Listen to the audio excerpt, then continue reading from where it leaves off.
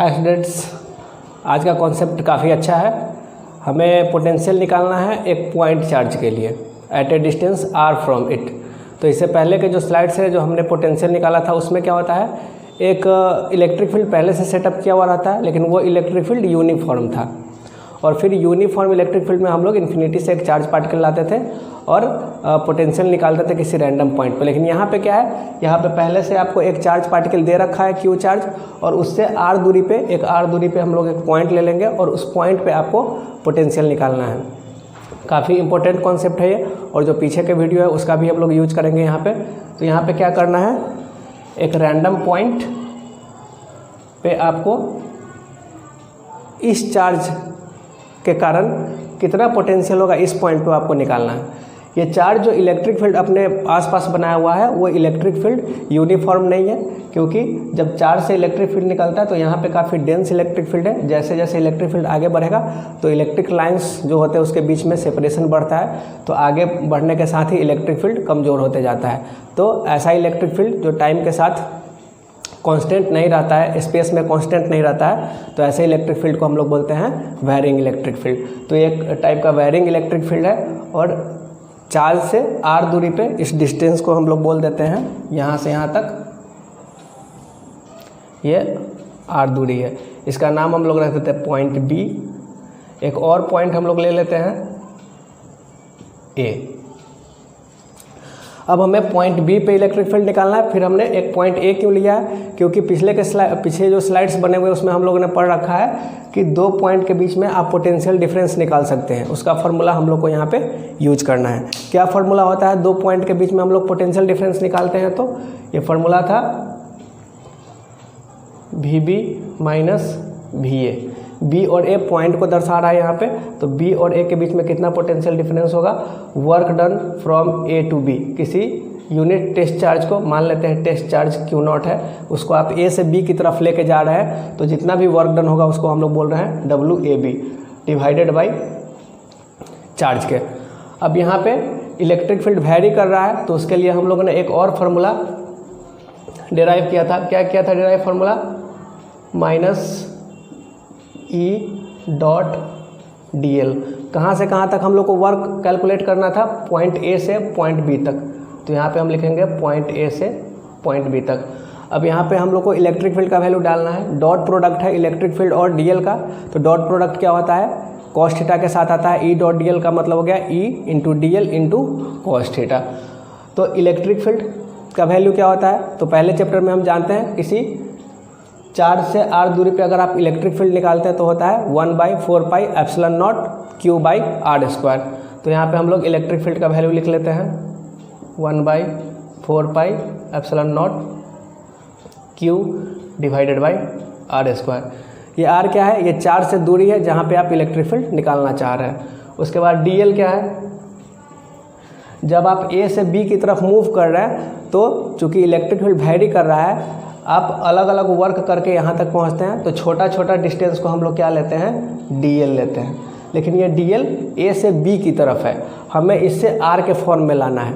R displacement vector है, लेकिन displacement vector हम लोग Q से लेते हैं, तो DL इस डायरेक्शन में है, और अगर यहाँ पे हम छोटा सा डिस्टेंस लेंगे DR, तो ये इस डायरेक्शन में होगा।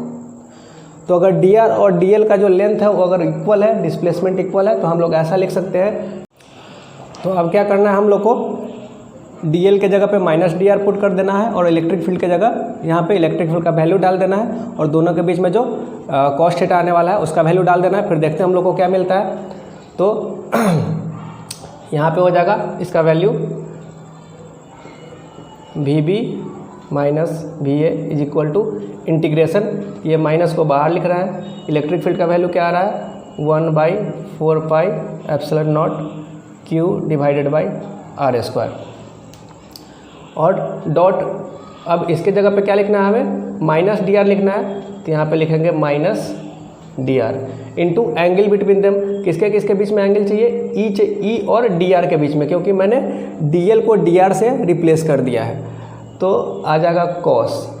तो E और DR के बीच में अब मुझे एंगल चाहिए, तो E किधर की तरफ है, इलेक्ट्रिक फील्ड आगे की तरफ है, और डिस्प्लेसमेंट वेक्टर किधर है, तो डिस्प्लेसमेंट वेक्टर चार्ज से आगे की तरफ है, जब हम लोग आगे बढ़ते हैं तो उसको डिस्प्लेसमेंट वेक्टर बोलते हैं। तो ई और डी आर दोनों सेम डायरेक्शन में है, तो यहाँ पे आ जाएगा कॉस 0 डिग्री।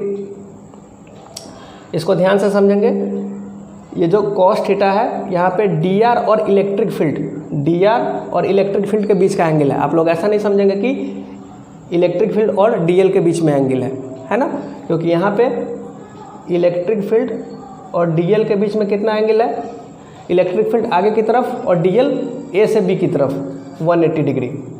लेकिन हम लोग ने जो फॉर्मूला बना रहा है वो डीएल के टर्म में नहीं, वो डीआर के टर्म में है। तो इलेक्ट्रिक फील्ड और डीआर के बीच में कितना एंगल है, डीआर भी क्यू चार्ज से आगे की तरफ है और इलेक्ट्रिक फील्ड भी क्यू चार्ज से आगे की तरफ है। तो दोनों जब सेम डायरेक्शन में है तो यहाँ पे 0 डिग्री हो जाएगा। इस बात का आप लोग ध्यान रखेंगे। अब इसको हमें सॉल्व कर लेना है, तो एक माइनस यहाँ पे, एक माइनस यहाँ पे, दोनों एक दूसरे से कैंसिल हो जाएगा।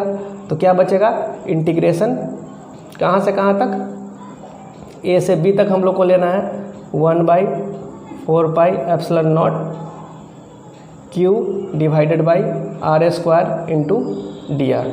अब इस टर्म का इंटीग्रेशन करना है हमें, तो इंटीग्रेशन में हम लोग क्या करते हैं, जो कांस्टेंट टर्म है उसको बाहर निकाल लेते हैं और जो वेरी करता है टर्म उसको हम लोग इंटीग्रेट कर देते हैं। तो यहाँ पे क्या कांस्टेंट है, यहाँ पे जो इलेक्ट्रिक फील्ड है उसका वैल्यू कांस्टेंट है, क्योंकि चार्ज हम लोग के पास कांस्टेंट है। कांस्टेंट चार्ज जब दिया रहता है तो इलेक्ट्रिक फील्ड आप लोग किसी पॉइंट पर आप निकाल सकते हैं। तो कांस्टेंट टर्म को हम लोग बाहर निकाल देते हैं और जो डी आर के टर्म में 1/r² का इंटीग्रेशन हो जाएगा। तो हम लोग को क्या मिलने वाला है, तो कांस्टेंट टर्म आ जाएगा बाहर, तो Q/4πε0 बाहर आ गया और इधर 1/r² का इंटीग्रेशन डी आर के टर्म में हो जाएगा।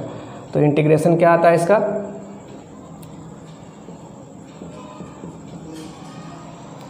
1/r। लिमिट का वैल्यू क्या होगा, a से b।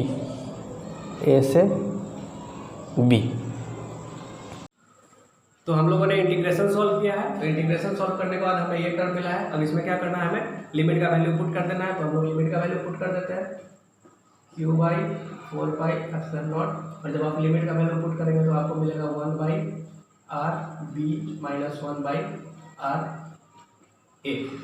अब हमें जो पोटेंशियल निकालना था वो पॉइंट बी का निकालना था।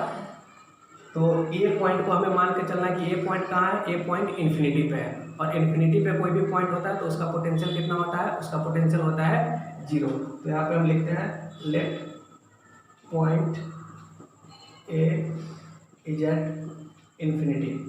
तो 1/r क्या हो जाएगा, 0 हो जाएगा, और पोटेंशियल पॉइंट ए का पोटेंशियल क्या हो जाएगा, 0, क्योंकि हम लोग मान के चल रहे हैं कि जो पॉइंट ए है वो इन्फिनिटी पे है। तो ये जब चेंजेस हम लोग अप्लाई करेंगे तो आपका फार्मूला क्या हो जाएगा, वी बी, ये 0 हो चुका है तो हो जाएगा 1/4πε0 Q डिवाइडेड बाई r। अब जो पॉइंट बी है, एक ही पॉइंट हम लोग के पास बचा, क्योंकि ए पॉइंट को हम लोगों ने इन्फिनिटी पे मान चुका है। तो अब किसी भी इस फार्मूला को जनरलाइज करने के लिए क्या करते हैं, जो पॉइंट बी है उसको बोलते हैं एक रैंडम पॉइंट पी है जो कि चार्ज से r दूरी पे है। तो कितना पोटेंशियल हो जाएगा, तो पोटेंशियल भी at any random point P is equal to 1/4πε0 Q divided by r।